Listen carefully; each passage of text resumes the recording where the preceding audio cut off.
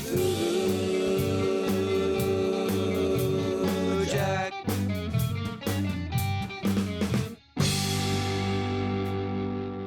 This will surely not be the only movie I'll be reviewing from the King of Cult, as are one of the infamous names he's been called in the 97 years that he still spins on this little blue marble along with all you humans. I'm talking about producer, writer, director Roger Corman. Regardless of what you may think of his films or the tactics it took to make them, he is without a doubt one of the most influential filmmakers of all time. A wonderful documentary on his career called Corman's World, Exploits of a Hollywood Rebel, is a treat and awe-inspiring to say the least. I highly recommend it. I met the gentleman briefly while he was giving notes to the director I was working with on a production in the 90s. In that quick exchange, I learned instantly that legends were true, and I'm not being hyperbolic. He ran a boot camp of sorts, even still at that time in his Santa Monica facility, cranking out copious amounts of pictures. Many famous filmmakers started under his tutelage, including composer James Horner, and this being one of his first pictures. And you could see the layout of his work starting here, from Aliens, to Glory, to Patriot Games, and more. So let's dial back to when puffy vests and plaid were the craze and monster movies of the week were aplenty.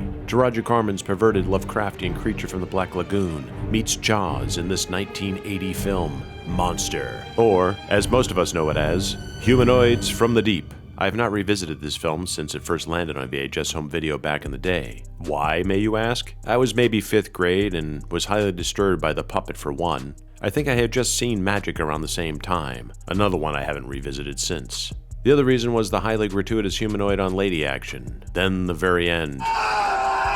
My little adolescent mind at the time was all abuzz with calculating what I had just digested. We arrive in Noya, California, to a fishing village where things are normal enough, but soon turn when we learn of amphibian humanoid critters picking off the locals. Right out of the gate, a kid and a dog are taken out, following the Jaws playbook already.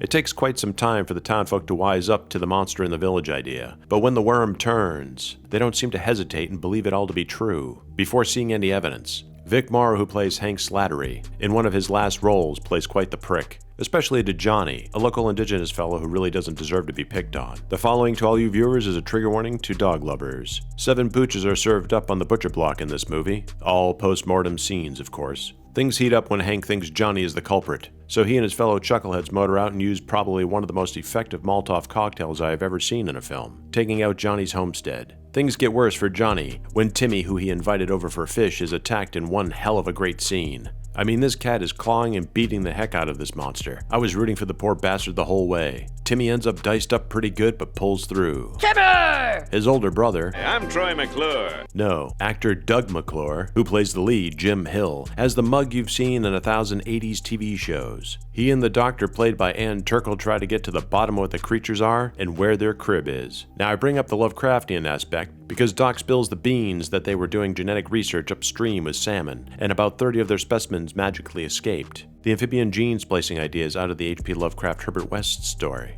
And the reason why the humanoids play hanky-panky with the ladies is because that's their way of expanding their race. Sound familiar? Shadow over Innsmouth, baby? Just no cult in this film. I could plow through the rest of the plot, but it's a murder-by-numbers movie that looks like a Friday the 13th film. I love this era of movies. Everything looks so raw and real. Even the little kid, javelin throwing a flaming spear into a deep one. Ah, youth. Director Barbara Peters had a notorious beef with Corman at the time due to all the nudity being added after she had finished the project. Corman knew what would sell the picture, and to be honest, the film is fun without the naughty bits, but it sure did keep vivid in the mindful vault of this Cthulhu god all these years later regardless. So if you enjoy monster on female fetish exploitation films with a bonkers story and more bounce happening on land than on sea, then Humanoids from the Deep might be that little piece of sea glass you've been looking for. Until next time.